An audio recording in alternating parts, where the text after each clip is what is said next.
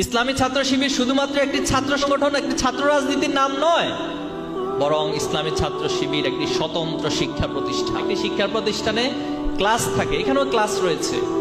এখানে প্রথমে সমর্থক হইতে হয়, কর্মী হইতে হয়, সাথী হইতে হয়, সদস্য হইতে হয়।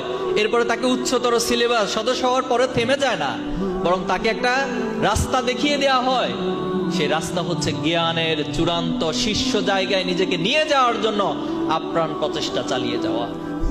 সেই রাস্তা মানে হচ্ছে সিরাতুল মুস্তাকিমের পথে নিজের জ্ঞান আমলকে সমৃদ্ধ থেকে সমৃদ্ধ এবং এটার একটা উচ্চতর মানে নিজেকে পৌঁছে নেয়া। এটার নাম হলো ইসলামী ছাত্র শিবিরের ক্লাস। প্রয়োজন একজন শিক্ষার্থী তৈরি হওয়ার জন্য সবকিছুই ছাত্র শিবিরে রয়েছে।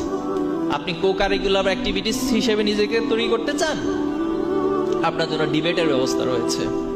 আপনি সাহিত্য চর্চা করতে চান, আপনার জন্য সাহিত্য আড্ডার ব্যবস্থা রয়েছে।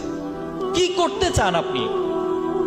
এত চমৎকার একটা শিক্ষা প্রতিষ্ঠান, এত বড় একটা নিয়ামত বাংলাদেশের এই জমিনে আল্লাহ তাআলা কিছু ভাইয়ের মাথা থেকে, কিছু ভাইয়ের চিন্তা থেকে আজকে আমরা নিয়ামত ভোগ করছি।